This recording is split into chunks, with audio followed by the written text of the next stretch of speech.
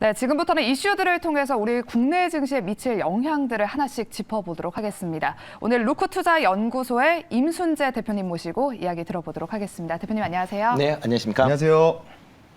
네, 먼저 첫 번째로 나눠볼 이야기는 오늘 사실 한파 네. 특보가 내려질 수도 있다. 뭐 맞습니다. 오늘 내일로 네. 한파 아니면 뭐 대설 특보가 내려질 수 있다라는 이야기가 나오면서 이 날씨 이야기부터 해보도록 할게요. 저희가 가장 먼저 느끼는 피부로 느끼는 게 네, 추위잖아요. 맞습니다. 주목할 수 있을 만한 테마가 무엇이 있을지도 궁금한데요. 네, 뭐 날씨가 오늘까지는 이제 괜찮고 내일부터 이제 추워진다라고 이제 얘기를 하고 있습니다. 그래요? 뭐 내일 네. 아침에 서울 기온으로 보면 뭐 영하 10도까지 내려갈 만큼 이제 추워진다라고 하니까 뭐 전부 다 건강 관리 좀 유의를 하시면 좋을 것 같고요. 뭐 11월까지는 뭐 날씨가 상당히 이제 좋았습니다. 포근하게 그렇게 유지가 되다가 12월에 들어서면서 본격적으로 지금 추위가 뭐 있다라고 보시면 될 것 같고요. 뭐 지난 12월 1일 같은 경우도 뭐 영하 10도 가까이 떨어졌다. 뭐 서울 기준으로 보면 영하 10도 가까이 떨어졌고요. 또 내일도 뭐 영하 10도. 그다음에 아마 이번 이제 추위 같은 경우는 다음 주 초반까지도 지금 이어질 것이다라고 얘기를 하고 있으니까 그만큼 이제 추위에 관련된 그런 이제 종목들한테 관심이 좀 커질 수밖에 없다라고 보시면 될 것 같습니다. 뭐 국내에서 뭐 추위와 관련된 종목이다라고 하게 되면 가장 큰 부분이 이제 난방 관련된 부분 아닌가 싶습니다. 뭐 날씨가 추워지게 되면 그만큼 이제 난방에 관련된 이제 수요가 커지게 될 거고요.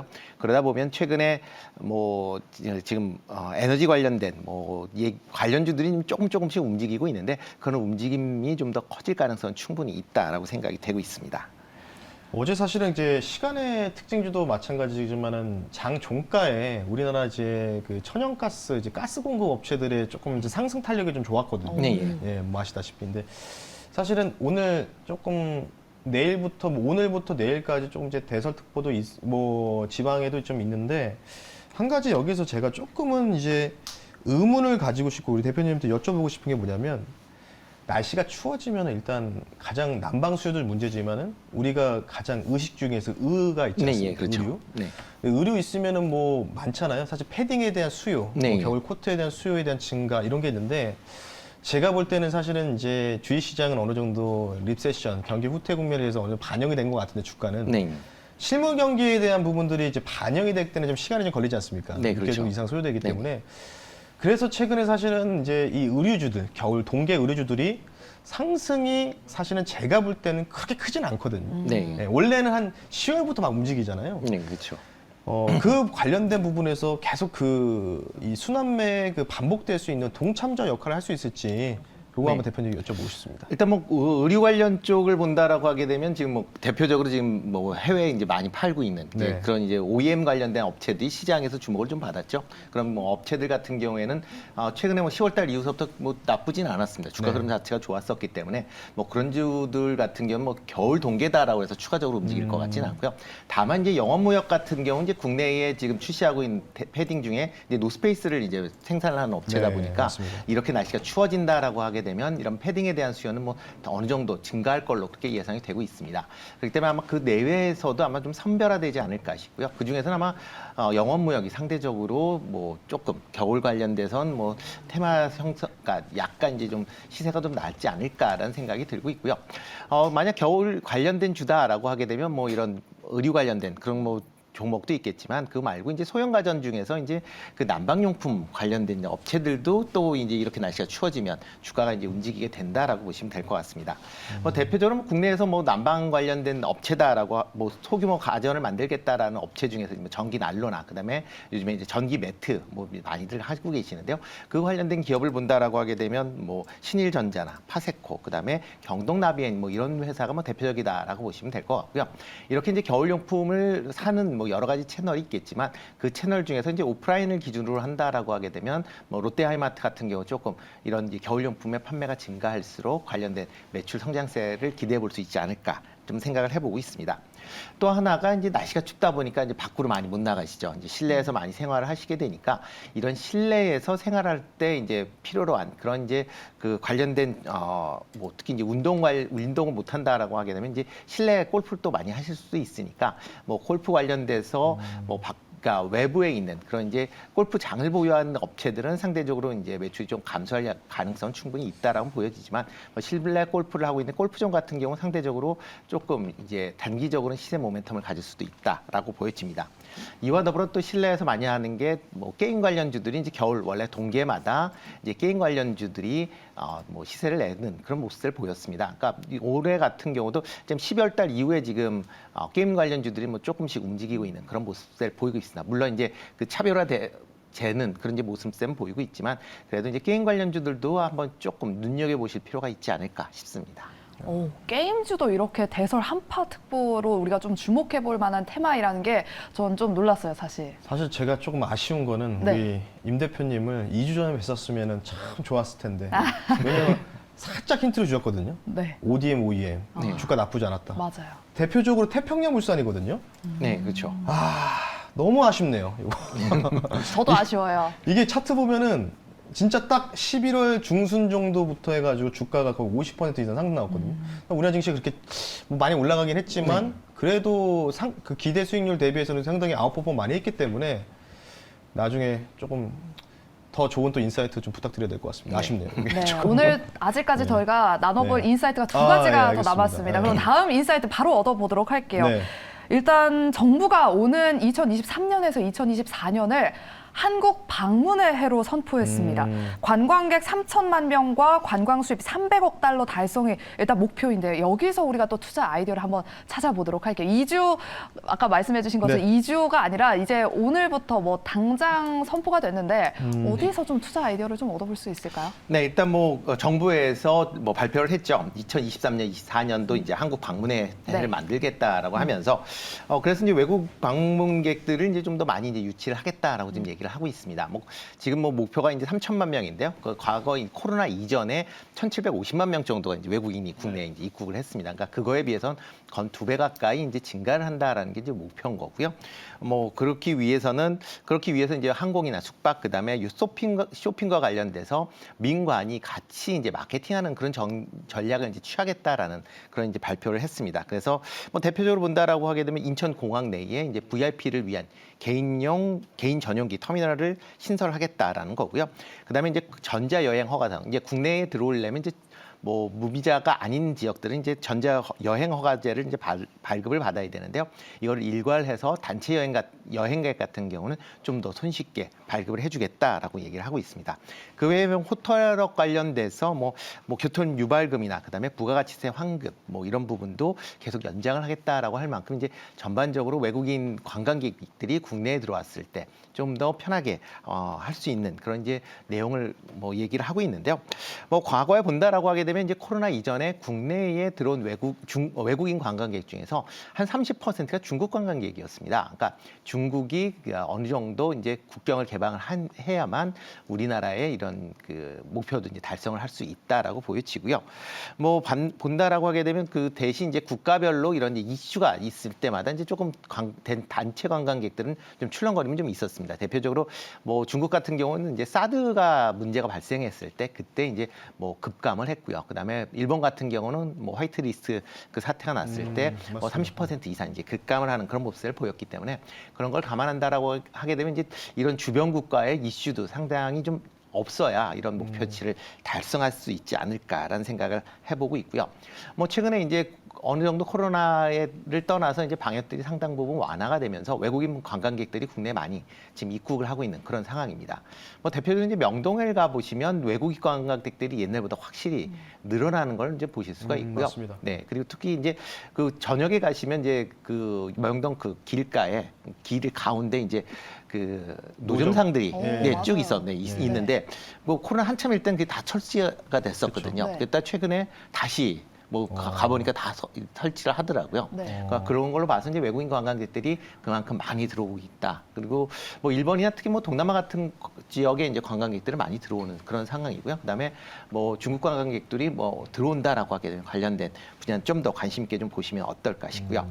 뭐 그렇게 되면 이렇게 이제 외국인 관광객들이 많이 들어온다라고 하게 되면 일단 관심을 가지셔야 될 부분은 아마 뭐 크게 4개 정도 되지 않을까라는 생각이 드는데요. 뭐 호텔 관련된 부분 여전히 관심을 가지셔야 될 것 같고요. 그다음에 항공 관련, 그다음에 외국에서 들어와야 되니까요. 그다음에 또 여행 여행 관련된 부분, 여행사들 관심 가지셔야 될 거고 또 면세점 부분도 같이 관심을 가지셔야 되지 않을까 싶습니다.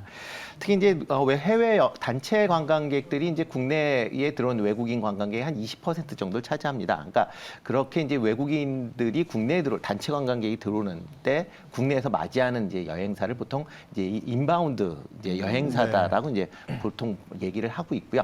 그다음에 국내에 이제 관광객들이 해외로 나가는 건 이제 아웃바운드 여행이라다라고 얘기를 하고 있는데 인바운드 여행 관련돼서는 지금 뭐 국내에서는 그나마 뭐 여러 회사들이 이제 있는데 그중에서 상대적으로 큰 회사가 막 모두 투어에 있는 자회사인 이제 모두 인터내셔널이 상대적으로 좀 크다라고 보여집니다. 그렇게 되면 뭐 모두 투어 같은 경우 해외에 많이 이제 국내 그 여행객을 뭐 송출을 하는 것도 있지만 해외 여행객들을 많이 받는다라고 하게 되면 관련된 매출 성장세가 좀 더 기대되지 않을까라는 생각을 해보고 있고요. 뭐 해외 여행객이 많이 들어온다라고 하게 되면 숙소에서 묵으셔야 될 거고 그렇게 되면 뭐 대표적으로 뭐 국내에 지금 상장돼 있는 회사로 보면 이제 호텔신라가 뭐 대표적이다라고 보시면 될 것 같고요. 그 외에 이제 하나투어도 호텔업을 같이 하고 있습니다. 그래서 뭐 하나투어 같은 경우도 상대적으로 호텔 관련된 매출이 증가할 가능성은 있다라고 보여집니다. 또 하나가 이제 면세점 관련 부분이다라고 보여지는데요. 면세점 관련되는 부분은 이제 국내 여행객이 해외 나갈 때만 많이 생각을 하시는데 특히 중국 관광객들이 뭐 국내 면세점 오면 거의 뭐 싹쓸이 형태로 해서 와장창 이제 쓸어가는 그런 상황이었는데 중국 관광객들이 상당히 지금 못 들어오는 그런 여파 때문에 상당히 이제 매출이 줄었습니다. 특히 중국의 이제 보따리상이라고 하게 되는 이제 따이궁 같은 경우도 상당 부분 이제 뭐 많이 이제 줄었다라는 것 때문에 매출이 줄었는데 이렇게 이제 중국 여행객들이 다시 증가를 하게 된다라고 하게 되면 이렇게 이제 면세점 관련된 부분도 조금 관심 있게 보셔야 되지 않을까 싶습니다. 네, 대표님께서 K관광 중에서 뭐 호텔, 항공, 여행, 그리고 면세점 이렇게 4가지 섹터에 집중해보자라고 하셨는데 이 중에서 딱 하나만 고르자면 어떤 걸 가장 픽해 주실까요? 저 같은 경우는 면세점이 그나마 좀 낫지 않을까라는 생각을 하고 있습니다. 네. 왜요? 그러니까 면세점 같은 경우 지금 뭐 국내 여행객들이 이제 많이 나간다라는 것도 긍정적으로 좀 보셔야 되지 않을까. 거기에 이제 중국 같은 경우도 코로나가 이제 완화 정책이 계속 있는 그런 상황이다 보면 중국과 뭐 아직 뭐 코로나가 뭐 내년 초 정도 되면 아마 중국 같은 경우도 뭐 해외 여행이 좀 더 지금보다는 좀 자유로울 가능성이 좀 커진다라고 보면 뭐 제일 많이 뭐 국내에 들어오지 않을까 싶습니다. 그렇게 되면 국내에 들어왔다가 다시 중국으로 출국을 할 때 면세점 뭐 쇼핑이 당연히 많이 차지할 걸로 예상이 되고 있고요. 그러다 보면 내년 이후서부터는 아마 면세점의 매출 회복세가 아마 코로나 이전 수준으로 올라갈 수도 있지 않을까라는 기대를 해보고 있습니다.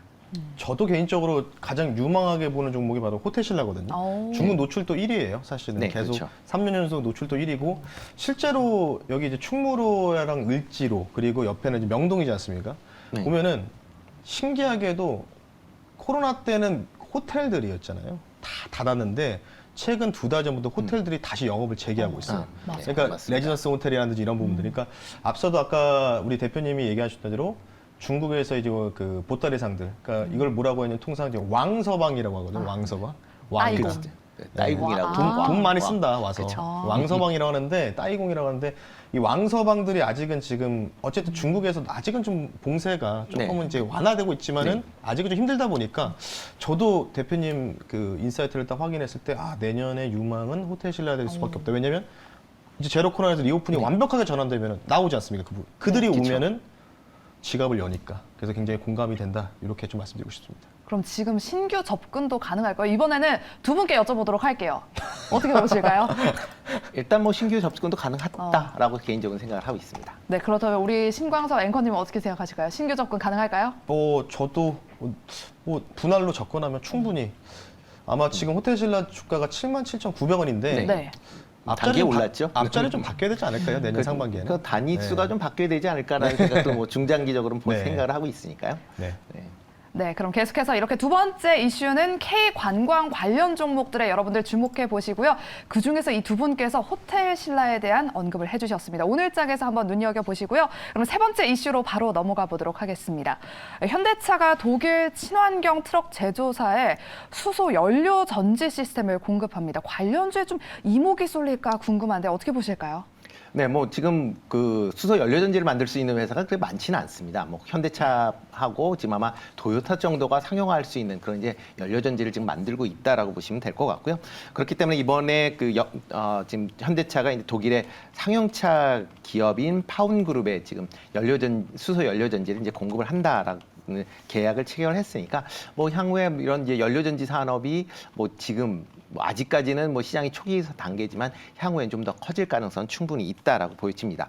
특히 이제 수소차에 대해서는 뭐 계속 좀 의견들이 있습니다. 전기차와 이제 겹친다라는 그런 부분도 있고요. 특히 수소 연료전지를 그 차를 이제 운행을 하려면 큰 이제 수소 탱크를 같이 이제 달고 다녀야 되기 때문에 과연 승용차에 이게 맞는 것이냐 안 맞는 것이냐라는 그런 이제 우려 섞인 얘기들은 계속 나오고 있지만 만약 상용차 같은 경우 뭐 버스나 트럭일 경우에는 충분하게 수소차를 이제 운영을 할 규모가 사이즈가 되기 때문에 가능하지 않을까라는 생각을 해보고 있습니다.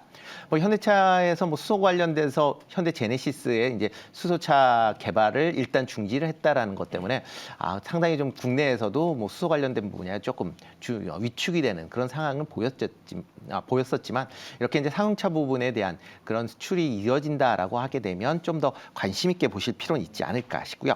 특히 뭐 현대차 같은 경우 수소차 관련된 부분에서는 뭐 세계 1위의 그런 이제 기술력을 갖고 있는 그런 회사다라고 보시면 될 것 같고요. 특히 그 세계 최초로 이제 상용 수소 트럭을 이제 개발을 해서 유럽 지역에 이제 관련된 그 차량을 이제 수출한 전력도 있습니다. 뭐 스위스의 뭐 47대, 그다음에 독일의 27대를 이제 수출할 만큼 일단 기술력은 갖고 있다라고 보여지고요.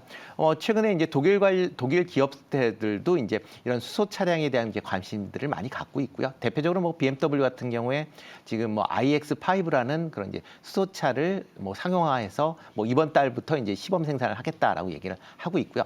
폭스바겐 같은 경우도 지금 관련된 이제 수소차를 새롭게 이제 진출하기 위해서 지금 준비하고 있다라는 걸로 보면 수소차가 뭐 끝났다라기보다는 이제 새롭게 시작할 수 있다. 뭐 그런 관점에서 접근을 하시는 게 좋지 않을까 싶습니다. 네, 그렇다면 관련 종목으로는 어떤 종목을 좀 픽해 주실지도 궁금한데요. 여러 종목들 조금 더 디테일하게 말씀해 주실까요? 그러니까 뭐 수소 관련된 부분, 특히 이제 자동차 관련된 부분은 이제 많다라고 보시면 될 것 같은데요. 크게 본다라고 하면 4개 정도 이제 보시면 될 것 같은데뭐 수소 연료 전지를 이제 완제품을 이제 만들어내는 그런 부분이 있다라고 보시면 대표적으로 뭐 현대차나 현대모비스가 이런 이제 수소 연료 전지의 이제 완제품 만드는데 뭐 관련된 회사다라고 보시면 될 것 같습니다. 그 외에 이제 조금 전에 말씀드렸듯이 차는 이제 수소를 갖고 다녀야 되기 때문에 수소통을 만들 수 있는 그런 회사에도 좀 관심을 가지실 필요가 있는데요. 대표적으로 이제 일진 하이솔루션이나 뭐 효성 첨단 소재가 뭐 이런 대표적인 회사다라고 보시면 될 것 같고요. 그다음에 뭐 UAM용으로 확장이 된다라고 하게 되면 하나솔루션 같은 경우도 조금 관심 있게 보시면 어떨까 싶습니다. 그 외에 이제 수소용 연료전지 여러 가지 부품이 들어갑니다. 부품에 들어가는 그런 이제 기업체들도 관심을 가지실 필요가 있는데요.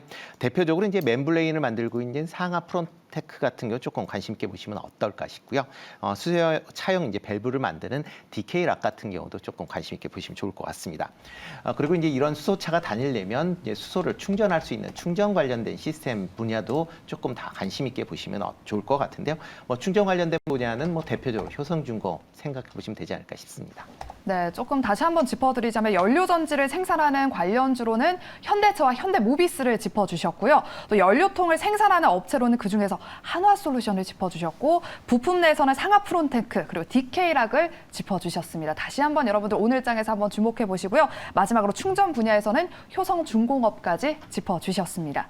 이렇게 오늘 루크투자연구소 임순재 대표님과 함께 3가지 이슈들 하나씩 짚어봤습니다. 여러분들 오늘장에서도 참고하셔서 잘 대응해 보시기 바랍니다. 오늘 말씀 고맙습니다. 네, 고맙습니다. 감사합니다.